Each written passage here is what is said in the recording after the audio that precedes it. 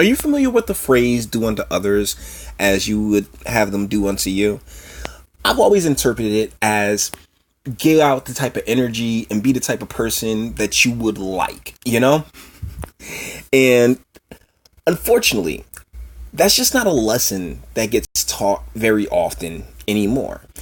And we live in a time where those who claim to have been bullied and oppressed and victims are turning around and victimizing and bullying and oppressing.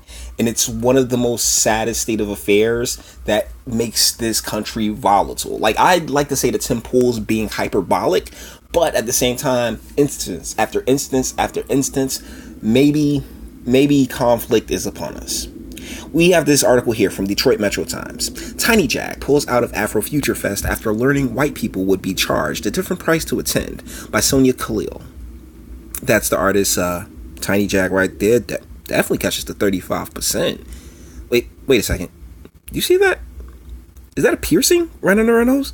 Oh, man. Okay, so 15%. All right. I mean, because she's definitely on the right track with this. But that piercing we just talked about, it's a red flag. It's a red flag for the ratchetness. Sorry. Jillian Graham. Hey, wait a second. I'm pretty sure her middle name starts with an A. Tiny Jag. J-A-G. Jillian Allison? Jillian Alexa? Jillian Ariel. Jillian Graham, aka Detroit-based rapper Tiny Jack, pulled out of a local music festival this week because she disagreed with its pay model, in which people of color would pay less for the tickets than white festival goers. Graham said she only found out about Afrofuture's Fest pay model when a white friend reached out to her and sent her a screenshot via Instagram that outlined the pay difference.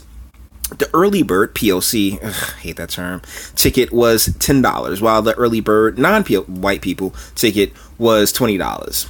That's really a whole 10? A whole 10? You doubled the price on them? Jesus! I believe this is illegal by all stretch of the imaginations. I mean, let's be real. Tim Pool, he covered this. And I have to say something about this because I appreciate that she's standing up for this. I really do. Like, hey, that's not cool. That's nah. And I feel like I'm just a little bit more in a groove than Brother Poole than to reiterate exactly how jacked up this is, because these are the types of things that was taking place, that was happening back in the day.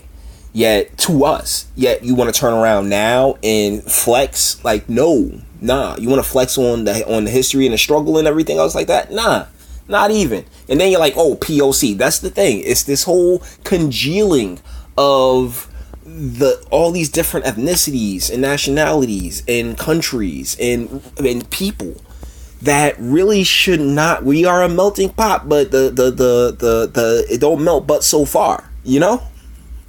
Ultimately, I was immediately enraged just because I am biracial, Graham tells Metro Times. I have family members that would have, under those circumstances, been subjected to something that I would not ever want them to be in, especially not because of anything I have going on. Graham says after the festival confirmed the price structure, she immediately withdrew from the event and requested that she be removed from any promotional materials. She says because she had publicly supported the festival without knowing about the discrepancy between the ticket prices, that she had to publicly withdraw her support as well. She did so by taking to Twitter, as everyone does in 2019. She indicated feeling very triggered. Oh, God. And discussed how the pay model would have affected her family personally, specifically her grandmother. So, is Nana that's white? Then you're not. I mean, does that make you biracial? Because if you like, that make you quarter-racial, right? I don't know. Like, I just don't know. A lot of songs that I perform are from my first project called Polly. That was my grandmother's name. Graham says, how do you want me to come to a performance and perform these songs off a mixtape that is titled after this white woman that you would have charged double to get in here? Like, it's just outrageous from so many different angles. I couldn't agree more. She's 130% on point with that. I mean, but I am curious. Like, I mean, does that, like, if your grandmother was the white one in this scenario, and I guess your other parent is full black descent, this is one of the reasons why reparations just can't work. I'm sorry. This is one of the reasons reparations just can't work. It's too deep. We've been in each other too deep, too long. Just, like, it's such a bad call. The decision comes at a time when wealthy white people have been moving into Detroit, a predominantly black city. It also comes at a time when lawmakers are discussing reparations. Last month, they're done discussing reparations. You didn't get that memo. Last month, House Democrats prepared the first ever hearing on the subject, and that is the last for right now, until the next election cycle that we gonna get. That's it for the next 3 years. Detroit Rep. Rashida Tlaib was a co-sponsor of H.R. 40, the Commission to Study and Develop Reparations Proposals for African Americans Act. This lady. Oh my goodness, she's one of those Justice Democrat ones. One of the ones that I'm like, I'm not sure. And that's the thing. This isn't her struggle at all. But what's she doing? She riding that back. We've had so many descendants that have been in these halls that haven't said a peep. And we got some right now. It's like, nah, dead that. What is his name? Tim Scott over in, I think he's a Republican. I can't tell you where he's from, but he's like, nah. And honestly, you know where I stand with this. If you don't, no, we good. Because it's just like, this is part of the reason. Because you got so many people we've been smashing and making more people.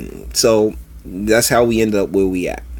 Graham says that while she is definitely for the goal of putting equity back into the black community, she doesn't agree with the method being used to do so. It's non-progressive, and it's not solution-focused in my eyes, she says. It seems almost like it has spite. It does. And unfortunately, with spite comes hate.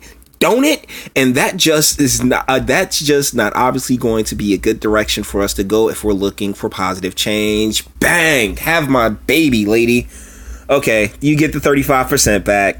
You get that 35% back. Okay? I'm going to give you that. Still don't know if I'd call that biracial, though. It's like quarter racial, right? It's so stupid. It really is. Like all this compartmentalizing on this end is really dumb. She just fine in my book. Like, yo, she's a bad chick, and she clearly has her head on her shoulders. Graham says it was difficult to pull out of the festival because she appreciates the support of her fans. It's not fun to withdraw out of shows, especially at home, especially in your hometown, and especially when your supporters have been so good to you, she says. It's not fun. It's also not fun to do that to my fellow black women. That sucks too. It sucks that this is the thing that puts a wedge here.